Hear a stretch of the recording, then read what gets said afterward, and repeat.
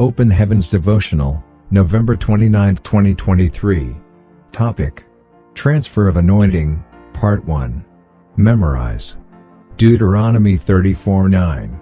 And Joshua the son of Nun was full of the spirit of wisdom, for Moses had laid his hands upon him, and the children of Israel hearkened unto him, and did as the Lord commanded Moses. Read. Numbers 27:18-23. 18. And the Lord said unto Moses, Take thee Joshua the son of Nun, a man in whom is the Spirit, and lay thine hand upon him. 19. And set him before Eleazar the priest, and before all the congregation, and give him a charge in their sight. 20. And thou shalt put some of thine honor upon him, that all the congregation of the children of Israel may be obedient. 21. And he shall stand before Eleazar the priest, who shall ask counsel for him after the judgment of Urim before the Lord. At his word shall they go out, and at his word they shall come in, both he, and all the children of Israel with him, even all the congregation. 22.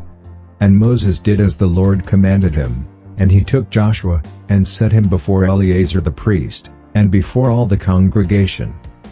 23.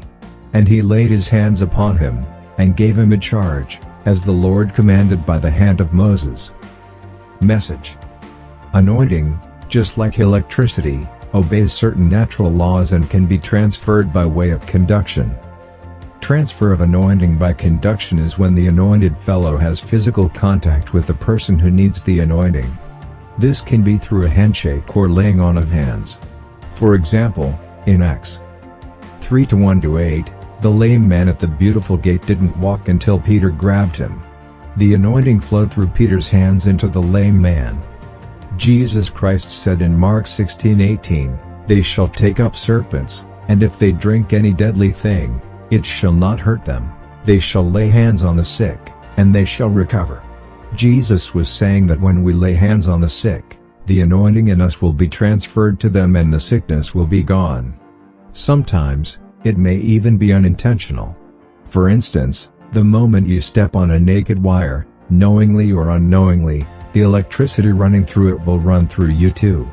Similarly, sometimes, anointing can be transferred by conduction without both parties even trying to initiate the transfer. For example, in 2 Kings 13:20 and 21, when the dead man's body accidentally fell into the grave of Elisha, the fellow came back to life. A few years ago, I was abroad and decided to go shopping in a bookshop. A man came into the bookshop and made a joke about the large number of books I was buying. He stretched his hand to shake me and I shook his hand without trying to transfer anointing to him. Suddenly he shouted, "Who are you?" Because the back pain he had been suffering from for many years suddenly disappeared as I shook his hand. That is transfer of anointing by conduction. Beloved, whenever you have the opportunity to shake hands with an anointed fellow or have them lay hands on you, don't take it for granted. Your life can change just by that simple contact. This is not to say you should go around trying to touch every man or woman of God you see by force. Be respectful and decent about it, because the same anointing that heals can kill also, if grieved. Key point: never take for granted a handshake or laying on of hands by an anointed vessel of God. Don't forget to share today's message with your loved ones via WhatsApp and Facebook. Subscribe to this channel and hit the bell icon to get notified of Open Heaven Daily Devotional every morning.